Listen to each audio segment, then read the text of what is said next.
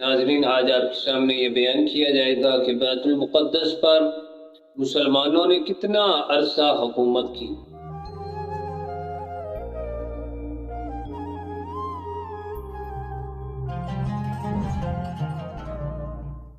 اعوذ باللہ من الشیطان الرجیم، بسم اللہ الرحمن الرحیم۔ سیدنا امیر المؤمنین خلیفۃ المسلمین حضرت عمر رضی اللہ تعالیٰ عنہ کے دور خلافت میں 17 ہجری کو مسلم افواج نے فلسطین کو فتح کیا تو بیت المقدس کا انتظام بھی مسلمانوں کے زیر انتظام آ گیا۔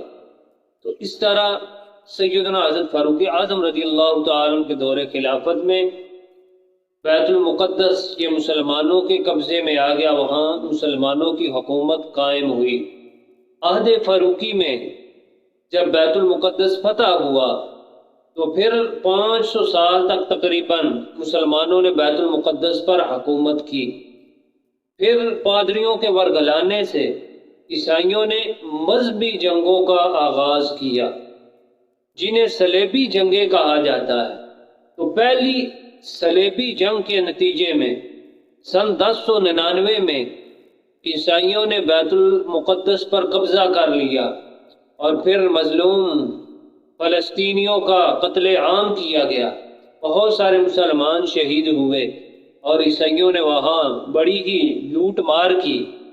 پھر 88 سال بعد اسلام کے عظیم و شان سپہ سالار سلطان صلاح الدین ایوبی رحمہ اللہ تعالی نے دوبارہ بیت المقدس کو فتح کیا اور وہاں اسلامی حکومت قائم کی۔ سلطان صلاح الدین ایوبی رحمہ اللہ تعالیٰ کو جب یہ فتح حاصل ہوئی تو یہ تاریخی حقیقت ہے کہ آپ نے صلیبیوں والا انداز اپنایا نہیں۔ صلیبیوں نے تو وہاں بڑی لوٹ مار تھی، قتل و غارت یہ کی تھی، لیکن سلطان صلاح الدین ایوبی نے قتل عام نہیں کیا، وہاں کوئی لوٹ مار نہ کی، بلکہ عیسائیوں کو آپ نے 40 دنوں کی مہلت دی کہ وہ 40 دنوں کے اندر یہاں سے اپنا ساز و سامان لے کر چلے جائیں۔ آپ کی طرف سے عیسائیوں کو یہ مہلت دی گئی۔ پھر 761 سال تک یہاں بیت المقدس پر مسلمانوں کی ہی حکومت قائم رہی۔ پھر یہ اب جو وہاں یہودی قابض ہیں، یہ سن 1948 کے اندر امریکہ، برطانیہ، فرانس، جرمنی اور ان کے جو اتحادی تھے ان کی سازش کے تحت فلسطین کے علاقہ میں یہودی نام سے ایک سلطنت قائم کی گئی۔ یعنی پیچھے کون ہے؟ امریکہ ہے، برطانیہ اور ان کے اتحادی اور ان کی سازش کے تحت، اور آج تک مظلوم فلسطینیوں کا وہ قتل عام کیا جا رہا ہے۔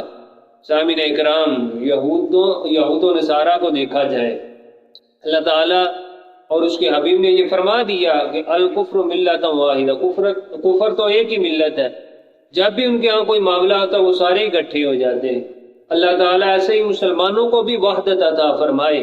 اگر مسلمان اس طرح اکٹھے ہو جائیں تو دنیا کی کوئی طاقت، کوئی قوت نہیں جو مسلمانوں کو ہرا سکے۔ اللہ تعالیٰ مسلمانوں کو آپس میں اتحاد و اتفاق کی دولت سے مالا مال فرمائے۔ وآخر دعوانا ان الحمد للہ رب العالمین۔